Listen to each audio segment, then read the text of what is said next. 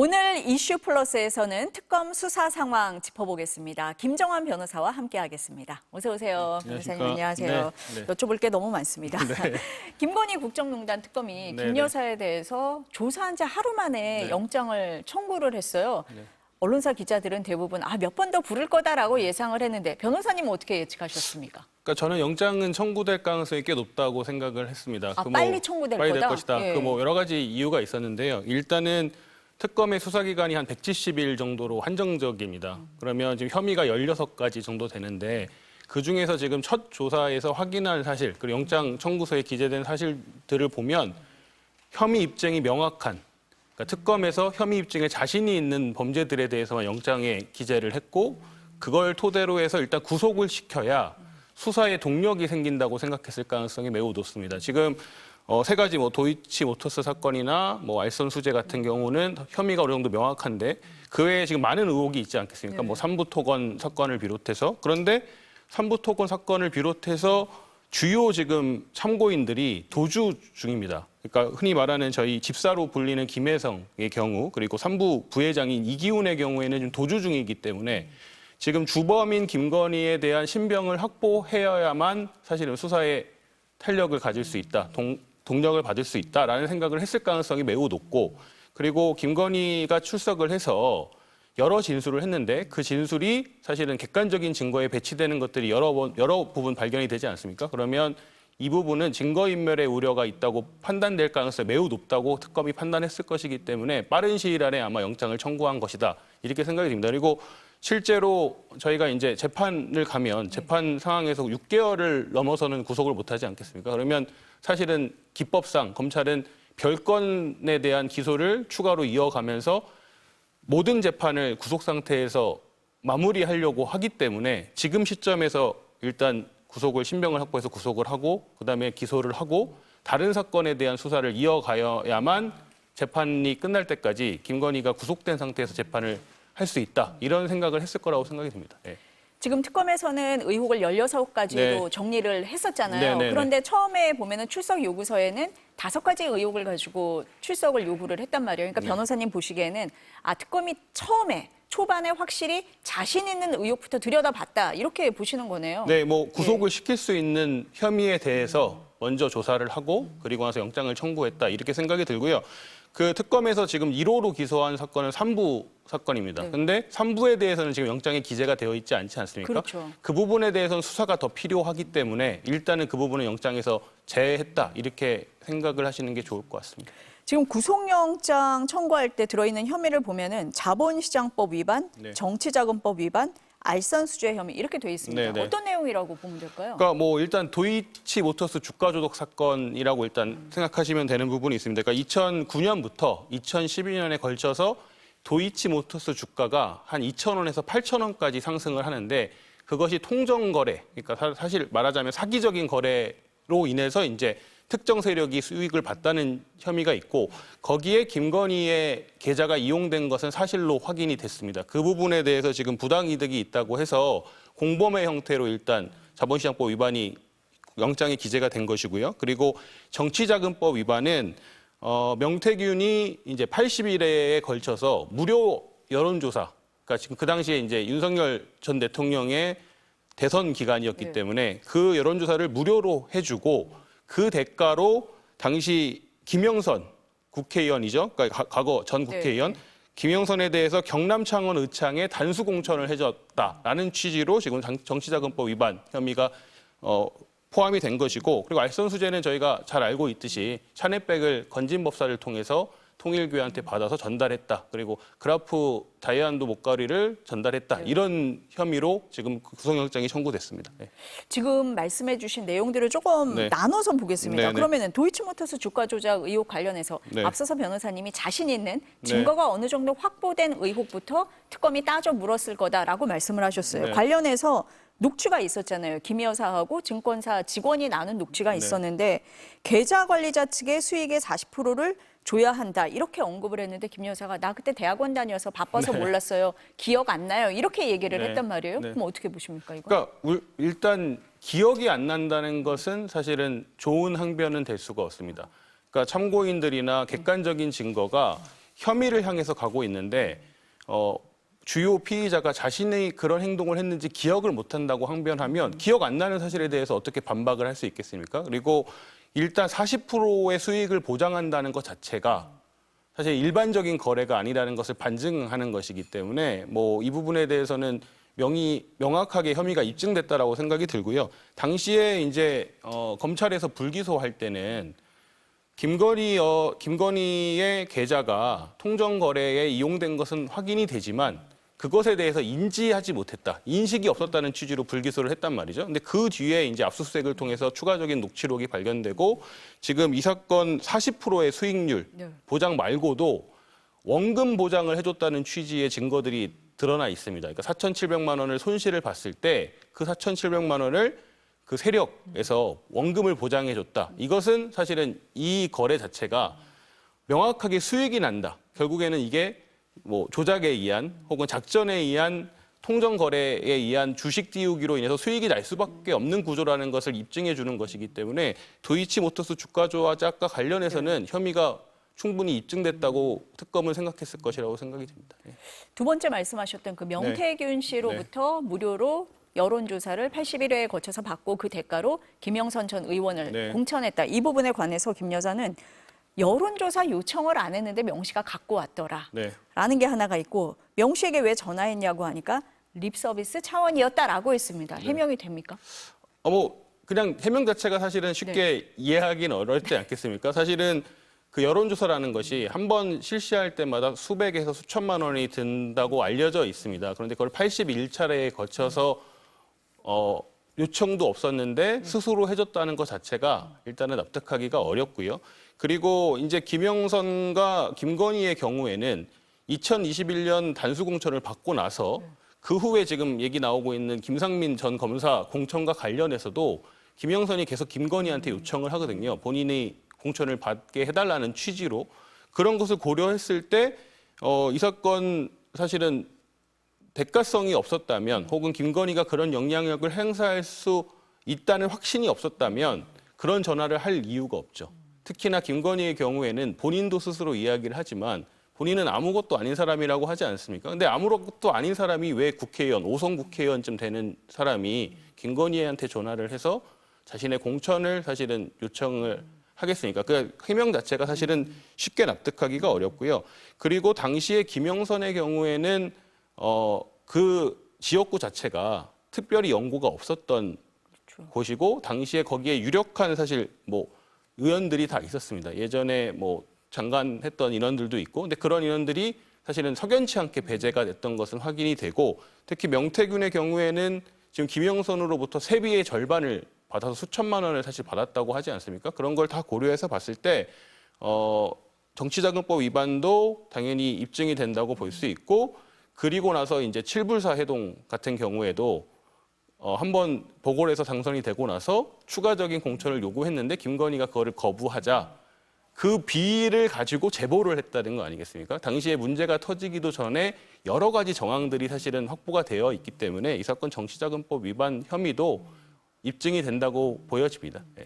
알선수재 이 부분도 앞서서 말씀을 하셨는데 보니까 통일교 관계자로부터 천수삼 농축차 이걸 받고 나서 고맙다라고 하는 통화 녹음이 나왔잖아요. 그랬더니 인삼은 체질에 안 맞아서 원래 안 먹는다.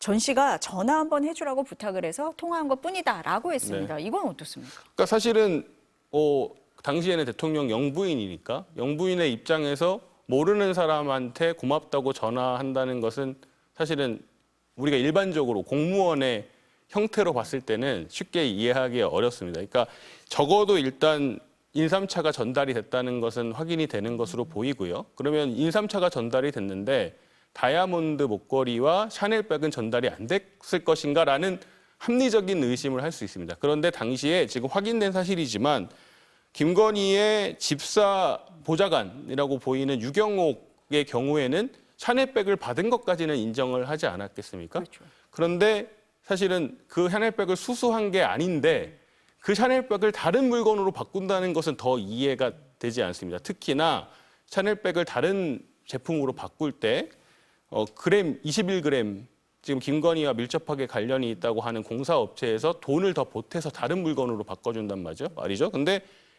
지금 그 21g이라는 업체는 사실은 건진과는 아무런 개인적인 친분이 없고 대가성이 없는데 그 교환하는 자리에 가서 300만 원을 더 보태서 물건을 바꿔준다. 이렇게 이해할 수가 없기 때문에 이 알선수재와 관련해서도 물품들이 김건희한테 전달이 됐다고 보여지고 뭐 지금 계속 얘기 나오지만 네. 그 당시에 가방 3개와 신발 하나로 바꿨는데 네. 그 신발의 사이즈가 김건희와 같다는 거 아니겠습니까? 그런 여러 가지 사실 정황들을 고려했을 때 샤넬백을 찾지 못했다고 해서 알선수재가 해당하지 않는다고 주장하는 것은 저는 말이 안 된다고 생각하고 합리적으로 입증이 되고 상당 부분 범죄가 소명됐다고 보여집니다. 특히나 지금 통일교 측 인사는 구속이 되지 않았습니까? 그거와 관련해서 전달했다는 취지로 구속이 됐기 때문에 객관적인 증거 자체가 혐의 입증에는 문제가 없을 것이라고 보여집니다. 네. 변호사님 지금 말씀하신 목걸이 말고 또 있잖아요. 나토 네. 순방 때 네. 착용을 했던 그 목걸이. 네. 홍콩에서 20년 전에 산 모조품이고 어머니에게 선물했다라고 했는데 특검에서 확인을 해보니까 2015년에 출시된 디자인이라는 거잖아요. 네. 앞뒤가 안 맞아요. 앞뒤가 안 맞죠. 그러니까 네. 저희가 이제 제일 궁금해했던 게 그거 아니겠습니까? 네. 그 모조품을 왜 놨을까? 네. 그거를 제일 궁금해했는데 제가 추측하기로는 그렇습니다. 당시에 이제 뭐 여러 가지 고가의 다이아몬드나 혹은 목걸이나 이런 것을 받았다는 의혹은 있었는데 저희가 실물로 확인한 것은 그 목걸이밖에 없지 않습니까? 반클레프 제품밖에 없으니까 그 부분에 대해서는 우리가 혹시나 해명을 해야 되겠다. 만에 하나를 고려해서 그 부분에 대해서는 위조품이라도 마련을 해서 그때 찾던 목걸이가 위조품이라는 항변을 해야 될 수도 있겠다고 생각했기 때문에 그 부분은 저는 마련을 했다고 보고 나머지 물건들에 대해서는 인멸을 했을 가능성이 높다고 모르니까 못 못 봤으니까. 예. 그러니까 어쩔 수 없이 그 나토 순방 당시에 언론에 노출이 됐던 고가의 목걸이는 만에 하나를 대비해서 수사가 이루어질 수 있다는 가정하에 모조품을 준비했다고 보여지고요. 그리고 해명 자체가 지금 오락가락하고 있기 때문에 사실은 뭐 객관적인 증거들도 범죄를 소명하는데 매우 중요한 요소지만 피의자의 일관되고 정확한 항변도 매우 중요한 겁니다. 지금같이 항변이 일관되지 않고 믿을 수 없다고 하면 당연히 수사기관에서의 뭐 혐의 입증에 조금 더 가까이 간다고 이해하시는 게 좋을 것 같습니다. 네. 구속 가능성은 어떻게 보세요, 그럼? 그러니까 지금 사실은 내란을 네. 제외하고 생각을 하면 네. 윤석열 정권의 네. 모든 의혹의 중심에는 오히려 김건희가 있습니다. 그렇게 생각하면 범죄의 중대성이 결코 작지 않고 본인이 출석은 했다고 하지만 대부분의 혐의에 대해서 부인하고 있고 그리고 그 진술들이 믿기 어렵고 그리고 주요 참고인들이 지금 도망가고 있는 상태에서 증거인멸의 우려가 결코 작지 않기 때문에 구속될 가능성이 저는 매우 높다고 생각을 하고 있습니다. 12일 날 영장 실질 심사한다고 하니까 좀 지켜보도록 네, 하겠습니다. 네. 어제 윤석열 전 대통령에 대한 체포영장 네. 재집행이 있었습니다. 이 네. 과정은 어떻게 보셨어요? 뭐 참담함을 느꼈을 거라고 생각이 듭니다. 그 모든 국민들이 사실은 내란의 피해자는 저는 국민들이라고 생각을 하거든요. 근데 사실은 그 모든 정점에 있는 책임자이고 사실은 저희가 오히려 이제 그게 궁금하지 않습니까? 왜 본인이 지시를 해놓고 책임지는 모습을 지지 않을까? 모든 자신의 행동에는 부하들은 제 지시를 따른 겁니다. 이렇게 하기를 사실 바라는 국민들도 꽤 많을 거라고 생각이 들거든요.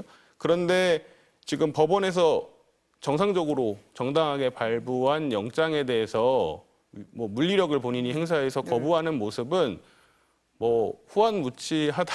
그리고 그 마음은 인면수심이 아닌가 그런 생각이 들 정도입니다. 예.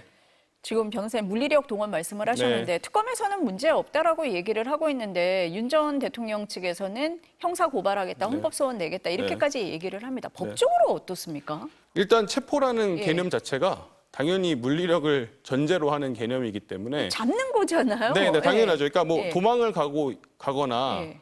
뭐 어쨌든 도망을 가는 상황에서 물리력을 행사해서 도망가지 못하도록 하는 행위가 체포이기 때문에 교도관들이 물리력 행사하는 것은 당연한 것이고요. 뭐 그거에 대해서 문제가 있다고 보는 것은 사실은 상식적이지 않고 법적으로도 타당하지 않은 주장이라고 생각이 듭니다. 예. 아니 지금 말씀을 하신 것처럼 체포영장이라고 하면 우리가 보통 뭐 팔을 잡는다든지 네. 해서 피의자를 데리고 가는 건데 그 수감돼 있다는 이유로 구속된 피의자라는 이유로 물리력 이게 뭐 팔을 잡는다든지 못한다라는 게 언뜻 법을 모르는 사람들도 네. 이해는 안 되는 면이 있거든요. 그래서 이제 예. 형집행법에 강제력을 행사할 수 있는 걸 규정해 놨습니다. 근데 지금 그것이 마치 이제 법의 허점인 것처럼 이야기를 하고 있는 해석도 꽤 있고 민주당에서도 이제 그거에 대해서 허점이 있어서 발의를 하겠다는 취지로 말씀을 하시고 이른 뭐 설득력이 있다고 생각이 듭니다. 근데 그럼에도 불구하고 사실은 강제력을 행사할 때 행사할 수 있는 범위에 대해서 이제 그 수감자가 도주하거나 자살하거나 자해하거나 혹은 타인에 대해서 위해를 가하거나 그리고 어떤 경우가 있냐면 위력으로 교도 간의 정당한 직무 집행을 방해할 때 강제력을 행사할 수 있도록 되어 있습니다. 저는 지금 윤석열 전 대통령이 물리력을 본인이 이제 잡으려고 하는 정당한 그러니까 본인의 이제 신체를 뭔가 강제력을 해서 이제 구인하려고 하는 상황에서 그것을 막는 행위가 저는 위력이라고 생각이 들고요. 그 그리고 범죄에 포함된다고 네, 보시는 네, 당연히 거네요. 정당한 집행이기 때문에 영장에 의해서 집행을 하는데 그것을 못하도록 한다. 그리고 거기에 입회한 변호사들이 법적으로 조치하겠다. 이런 것은 다 위력의 범위에 포함되기 때문에 당연히 저는 강제력을 행사하는데 문제가 없다고 생각이 들고 그리고 형사소송법과 사실은 형집행법이 조화롭게 사실 균형적으로 해석을 하는 것이기 때문에 영장에 의해서 강제력 행사할 수 있도록 되어 있는데 형집행법에서 그런 상황을 가정하지 않아서 규정이 없다고 해서 강제력을 행사할 수 없다. 이렇게 보는 것은 저는 타당한 법 해석은 아니라고 생각이 듭니다. 그동안 그런 피해자를 못 봐서 그럴 수도 있을 것 같아요. 당연한 것 같습니다. 네. 그러니까 그런 상황 자체를 네. 가정할 수 없었기 때문에 당연하게 사실은 영장이 있고 심지어 구속이 돼서 교도소에 수감되어 있는 인원이 그 영장을 따르지 않는다는 것을 상상할 수 없기 그랬을 때문에 것 같습니다. 규정이 없었을 네. 뿐이지 네. 그냥 당연히 법률의 해석에 따라서 강제력을 행사해서 끌고 나올 수 있다고 보는 것이 타당합니다. 윤 전 대통령 측에서는 또 어떤 얘기를 하냐면 진술 거부권을 행사하겠다는 윤 전 대통령을 물리력을 행사에 데려가려는 것 자체가 진술 강요이자 가혹행위다 이렇게도 얘기를 하거든요. 뭐 진술 거부 것은 출석해서 네. 조사에 임하는 상황에서 행사할 수 있는 것이기 때문에 지금 그것은 차원이 다르죠. 영장에 의해서 체포영장을 집행하는 상황에서 방해하는 것은 진술 거부권을 행사할 수 있어서 나가지 못한다는 항변과는 아무런 상관이 없다고 보여집니다. 그러니까 일단은 법원에 의해서 정당한 영장이 청구가 돼서 그것이 발부가 됐으면 그 영장을 따르는 것이 당연한 법 질서이고요. 그 진술 거부권을 행사할 수 있는 것은 조사 상황에 이르러서 그때 가서 할 수 있는 것이라고 생각합니다. 그러니까 진술 거부권이라는 건 조사에 임한 다음에 할 얘기지 가지 않겠다고 버티면서 나 이거 진술 거부권 쓰는 거다라고 얘기하는 것 자체가 타당하지 않다라고 보시는 거네요. 특검이 고심하는 것 같아요. 체포영장을 다시 또 청구를 해서 발부받을 거냐 아니면 바로 기소할 거냐. 근데 특검 브리핑에서 보면은 바로 기소하는 쪽을 좀 많이 검토하는 것 같아요. 어떻습니까? 뭐 이제 그 사법이라는 작용이 당연히 이제 응보, 잘못한 것에 대해서 처벌을 하는 목적도 있지만 그 지금 피고인 전 대통령의 그 사회적 지위나 위상이 잘못 비추어지면 사실은 국가 입장에서도 굉장히 수치스럽게 느껴질 수 있거든요. 국민들 입장에서도 상처가 될 수 있기 때문에 그것이 사실은 윤석열에 의한 책임이지만 특검의 입장에서는 뭐 본인들이 인권을 지키지 않는다 이런 것 때문이 아니고 그냥 국격을 생각했을 때 그렇게까지 진술을 안 하겠다고 하는데 이렇게 험한 꼴을 보면서 굳이 영장을 재차 집행하는 것이 옳을까라는 고민을 한다고 생각이 듭니다. 그 실제로는 사실은 김건희 특검과 관련해서 생각을 해보면 많은 혐의가 사실 공범 형태로 이루어졌다고 보여지거든요. 그래서 수사는 좀 필요하긴 합니다. 그럼에도 불구하고 저렇게 완강하게 버티고 옷도 안 입고 안 나온다고 하는데 그것을 재차 집행하는 것이 자꾸 외신에도 보도가 되고 하지 않겠습니까? 그런 차원에서 아마 국격이나 수사에 어쨌든 말하자면 마지노선을 생각해서 그냥 기소하는 쪽도 고민하고 있지 않나 이렇게 생각이 듭니다. 지금까지 여러 가지 상황을 감안을 할 때 바로 기소하는 걸 검토할 수밖에 없는 그런 상황까지 와 있다. 변호사님 이렇게 보시는 것 같습니다. 네, 오늘 말씀 여기까지 듣겠습니다. 감사합니다. 감사합니다.